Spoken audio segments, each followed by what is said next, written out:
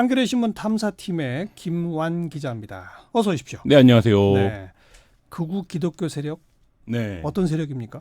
네, 에스더 기도 운동이라는 극우 선교 단체인데요. 네. 극우라는 표현은 사실 또 규정이 뭐냐 이런 논란이 있을 수는 있습니다. 근데 굉장히 보수적인 관점을 가지고 있는, 그리고 우리가 그 아스팔트 우파라고 흔히 이제 지난 정부 때 불렀던 분들이 있는데요. 예. 그런 세력들이 결합돼 있는 기독교적 원리주의에 충실한 분들과 네. 뭐 이런 이제 선교 단체가 저희가 이제 한 2달여간 가짜 뉴스를 추적하다 보니까 많은 부분의 가짜 뉴스들의 원형이 되는 글들, 정보들을 제공하고 있었던 것으로 확인을 했습니다. 2달이 어떻게 추적을 했더니 확인된 겁니까? 저희가 제주도에 예멘 난민이 들어왔을 때 한국 사회가 갑자기 난민 관련된 뉴스들이 증폭을 했습니다. 그래요. 근데 그 이전에는 사실 한국 사회가 난민에 대해서 이렇게 진지하게 고민해 본 적이 없었는데요.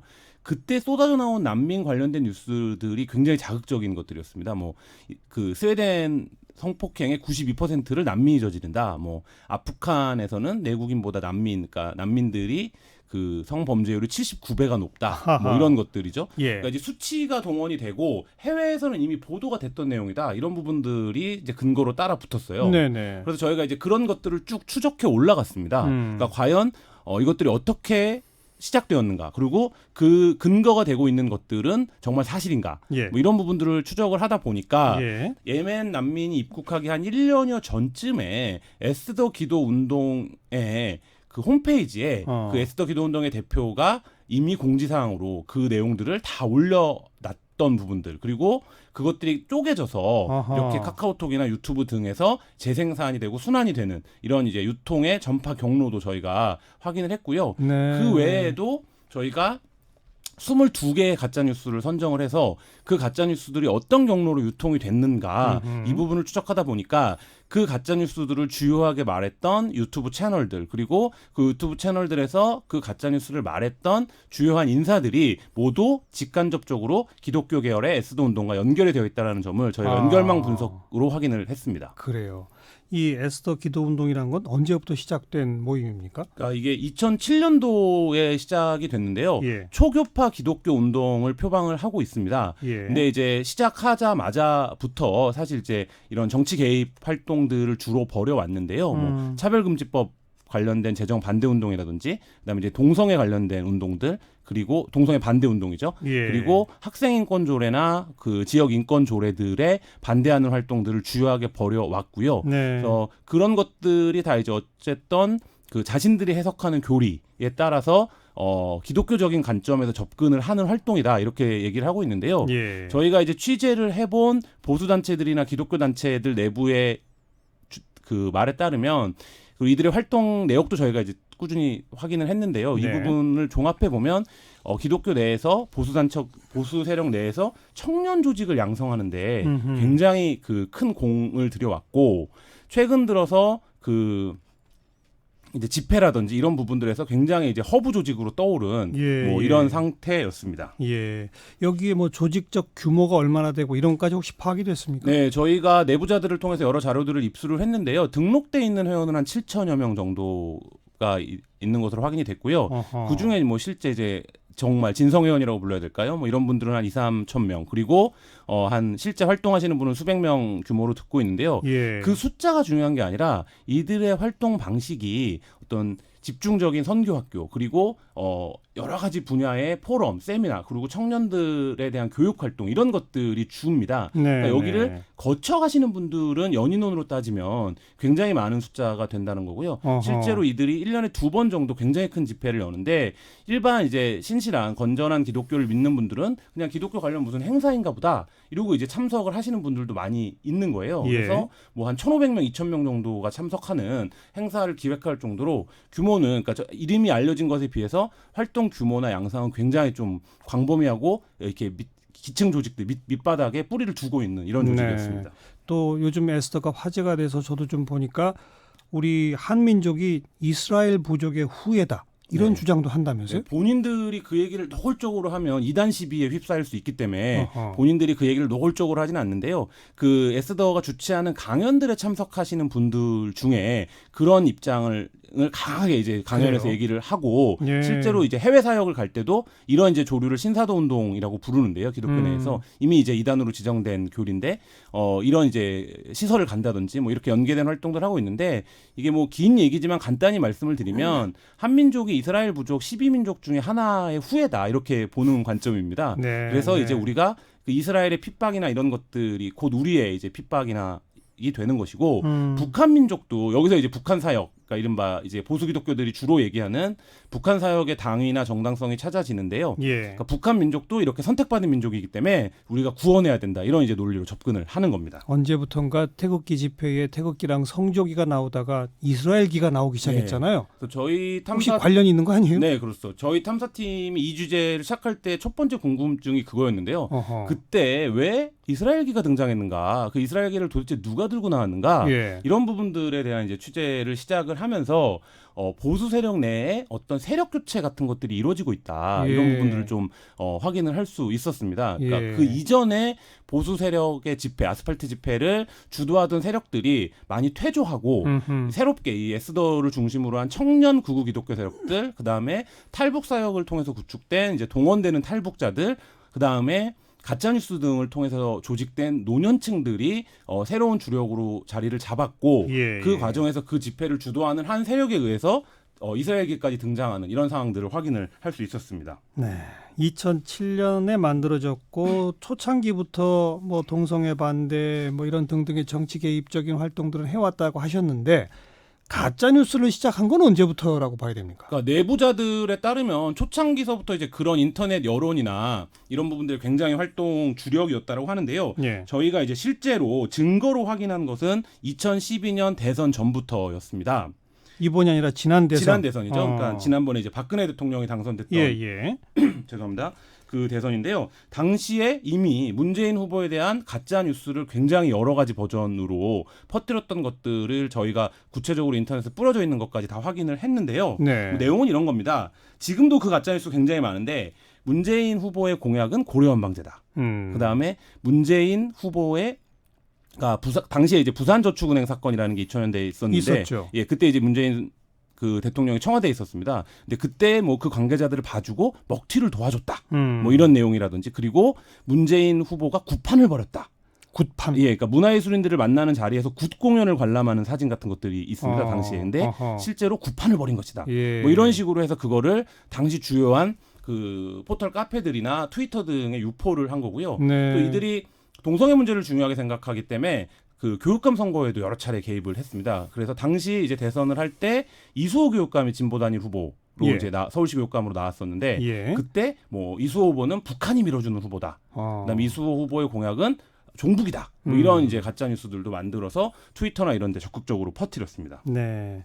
2012년부터는 이제 포착이 다 된 거고. 네, 그렇죠. 예, 지금까지 계속 늘어나고 있습니까? 그런 활동이? 그러니까 그 가짜 뉴스를 지속적으로 유포하고 있는데요. 뭐 주제들은 조금씩 달라지고 있습니다. 직접적으로 정치에 개입하는 주제들도 있고, 전통적으로 이들이 하는 건 이제 동성애 문제라든지 그러니까 이슬람 문제라든지 예. 뭐 이런 부분들과 관련해서도 계속적으로 그 내용들을 생산하는 기지로 좀 볼 수 있을 것 같습니다. 네. 그 제가 오늘 가짜뉴스 시작하면서 얘기했던 고 노회찬 의원 타살설 또 뭐 그 소위 유명한 최순실 태블릿 PC 조작설 이런 것도 관련이 있어요? 이 부분은 에스더와 직접 연관은 없는데요. 뭐 그거를 퍼나른 사람들 중에 에스더 회원이 있거나 뭐 이럴 수는 있겠지만 노회찬 의원 타살설이나 태블릿 PC 조작설은 가짜 뉴스가 크게 지금 저희가 유통망들을 분석을 해보니까 두 갈래로 나눠집니다. 하나는 극우 기독교 계열의 유통 경로들이 있고요. 또 하나는 이 이제 박근혜 대통령의 탄핵을 반대했던 그러니까 박사모라고 저희가 부를 수 있는 예. 이 정치 사회 조직들 계열의 가짜 뉴스가 있는데요. 요 이제 노회찬 의원 타살설이나 태블릿 PC 조작설 같은 경우에는 이 기독교 극우 계열보다는 그쪽 계열 정치 사회 계열에서 대표적으로 퍼뜨린 뉴스고요.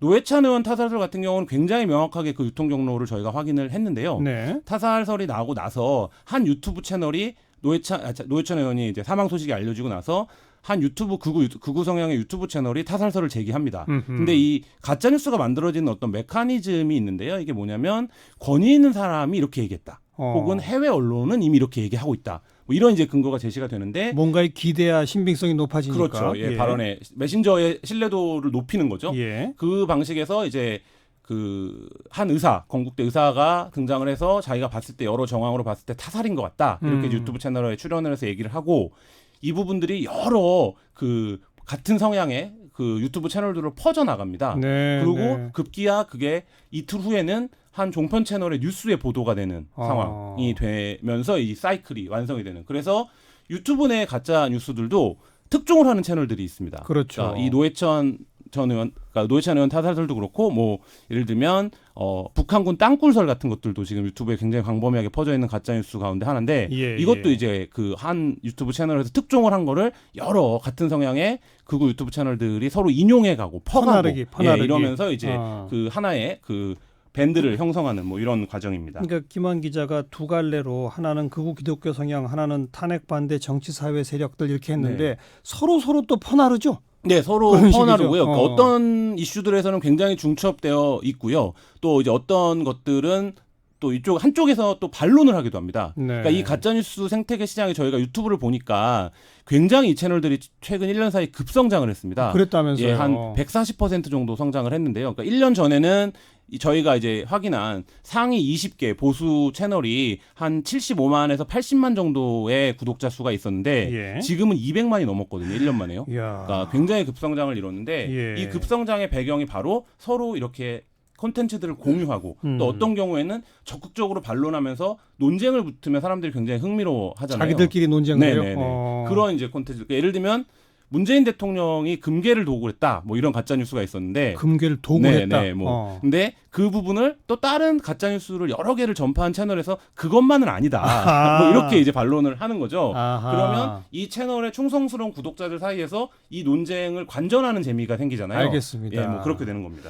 그런데 그 유튜브의 생태계상 이렇게 구독자가 늘어나게 되면 이들이 이런 가짜 뉴스를 만들고 유포시키고 하면서 엄청난 수익을 얻는다면서요? 네, 그 부분이 이미 이런 가짜 뉴스들이 좀 재생산 구조를 갖춰가고 있는 게 아닌가라는 좀 불길한 징후기도 한데요. 예. 유튜브 같은 경우에는 콘텐츠를 보는 사람의 숫자나 구독자 수에 따라서 광고를 유튜브 본사가 이제 넣어주고 자동으로 붙는 거죠, 네네, 광고가. 그렇습니다. 그래서 어허. 그 광고 수익을 배분을 해줍니다. 예, 예. 그래서 저희가 광고 수익이 이제 국가별로 계산되는 방식이 조금 다른데요. 수익 측정을 해보니까 국내 채널들 같은 경우에 이미 월 2천을 넘긴 채널들이 있습니다. 2천만 원? 네, 2천만 원이요. 이 극우 사이트 네, 중에서? 극우 유튜브 중에 상위 한 5위권 안에 드는 매체들은 예. 2천을 넘긴 매체들이 있는데 2천만 원을 넘긴 매체들이 있는데 예. 그 얘기는 뭐냐면 어떤 콘텐츠라고 하더라도 그것이 가짜든 진짜든 그 콘텐츠에서 PV, 그러니까 조회수가 발생하고 구독자가 생기면 자동으로 돈이 벌리는 그렇군요. 시스템이라는 거죠. 그렇군요.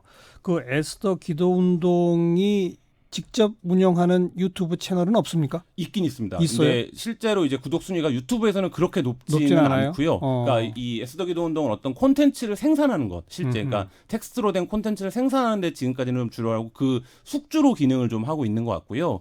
극우 유튜브 채널의 특징은 크게 두 가지로 나눠집니다. 일단 노년층을 겨냥한 그 채널들의 경우에는 예. 그 알만한 사람들이 직접 자기 본인의 실명을 걸고 합니다. 그래서 굉장히 높은 신뢰도를 주죠. 왜냐하면 TV에서 봤던 사람 혹은 예, 언론인 예. 출신 뭐 이런 예. 분들이고 좀 젊은 층을 겨냥한 가짜뉴스 채널들의 특징을 살펴보니까 굉장히 선정적인 음모론을 많이 얘기합니다. 그러니까 그 부분들이 사실 말초적인 재미를 자극하는 측면이 있잖아요. 네. 그렇게 좀 나눠지는데 뭐 그것들이 서로 이제 주고받으면서 알겠습니다. 콘텐츠들을 하고 있었습니다. 오늘 얘기가 조금 좀 벌어지긴 했습니다만 다시 그 극우 기독교 세력인 에스더 기도운동으로 돌아가서 한겨레 신문이 확인한 게 2012년부터 이런 가짜뉴스 유통이 네. 거기서부터 시작되더라는 걸 발견했잖아요. 그럼 그게 그 내부에서 뭔가 조직적으로 이루어졌다는 흔적도 분명히 있습니까? 네, 그렇습니다. 저희가 어허. 내부의 회의록이나 내부에서 만들었던 사업 제안서 뭐 이런 것들을 여러 가지를 확인을 했는데요. 네. 그 2011년에 좀 정치적인 활동을 하자라는 논의를 내부에서 이미 진행을 합니다. 그래서 그거를 뭐라고 표현하냐면요. 인터넷 사역이라고 표현을 합니다. 그래서 이제 문제의식 이들이 스스로 작성한 사업계획 안에 들어있는 내용은 이런 겁니다. 그러니까 친북적인 대통령을 만들려는 세력이 지금 인터넷에서 한 3,000명 정도 활동하고 있다. 네. 그래서 그걸 막기 위해서 그 하나님의 부르심을 받는 대통령이라고 이들은 표현을 하는데요. 예. 자기네 활동 이제 종교적인 활동이라고 포장을 해야 되니까 예. 만들기 위해서 우리가 인터넷 사역자 300명을 양성해야 된다. 뭐 이렇게 이제 주장을 하는 거죠. 네. 그래서 저희가 확보한 내역에 따르면 이 계획을 2012년 대선을 6개월에 앞두고 박근혜 캠프의 외곽 조직에 보냅니다. 그래서 직접 예산 지원을 요청을 하는데요. 예. 그 예산 지원 요청액이 1년 운영비로 한 5억 원 정도를 요청을 했고요. 그래서 이들이 아까 말씀드린 것처럼 2012년도에 그 대선 관련된 가짜 뉴스를 퍼뜨리는 사역을 하지 않았습니까? 네. 그리고 나서는 국정원 간부에게 5년간 우리가 이런 활동을 할 청년들을 양성하겠다. 그래서 5년의 사업 계획을 보고를 하는데 거기서 한 43억 정도의 후원이 필요하다라는 예. 사업 계획을 국정원에 발송하기도 했습니다. 그게 다 에스더 기도 운동의 내부 사업 계획서를 입수한 거죠. 내부 사업 계획과 실제 보냈던 내역을 확인을 그런데 했습니다. 그것이 뭐 박 캠프의 외곽 조직 또 국정원 간부에게 간 것까지는 확인한 거죠. 네네 그렇습니다. 실제 어떻게 됐는지까지는 아직 확인된 네, 게 그 부분은 아직 확인되지 않았고요. 네. 그 다만 국정원에 보냈던 사업 계획은 이들이 애초에 사업 계획을 보고한 이후에 며칠 후에 예산을 축소한 사업 계획을 다시 만듭니다. 그러니까 애초에 보고했던 사업은 연간 한 9억 원 정도가 들어가는 사업 계획이었는데 네. 며칠 후에 연간 3억 정도로 되는 사업 계획을 다시 만들고요. 실제 이후에 사업이 실행이 됩니다. 그걸로 봐서는 그쪽 반응이 너무 많다 하니까 아마 좀 그렇죠. 뭐 그게 그렇게 상식적으로 추론해 볼 수 있을 텐데요. 추론이죠, 아직은. 예, 그 부분에서 국정원이 어떻게 반응했는지는 확인되지 않고 있습니다. 현재 우리의 그 각종 법 체계상 이런 뭐 가짜 뉴스를 퍼뜨리는 유튜버라든지 뭐 이런 걸 어떻게 처벌할 방법이 있나요? 현실적으로 없는데요. 그러니까 그 당사자가 명예훼손이나 이런 부분으로 형사 고발하지 않는 경우에 그렇죠. 정도만 제외하면 나머지는 사실 처벌할 방법이 없습니다. 그래서 저희가 이제 유튜브 본사가 구글인데요. 구글에도 확인을 했지만 국내법상 이제 그런 부분들을 규제하거나 페이지를 차단할 수 있는 방법을 아직까지는 예. 갖고 있지 않다 이렇게 밝히고 있습니다. 지금 쭉 문제 제기한 에스더 기도 운동의 대표가 지금 이용희 교수, 가천대학 교수로 돼 있네요. 모든 의혹을 지금 부인하고 있다면서요? 네, 그렇습니다. 모든 의혹을 부인하고 있는데요. 뭐 박근혜 캠프에 요구했던 것은 기독교 선교 활동을 하는데 필요한 목적으로 뭐 요구를 했던 것이다 이렇게 얘기를 하고 있고요.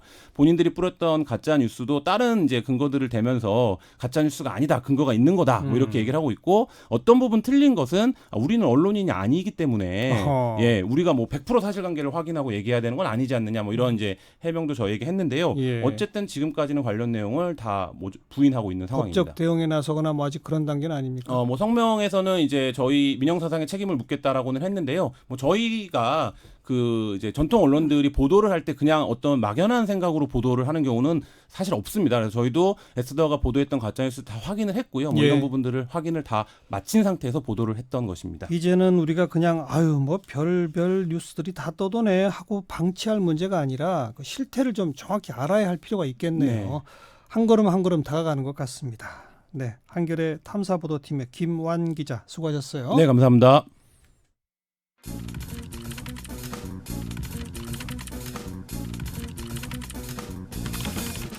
김민아의 시사 위키.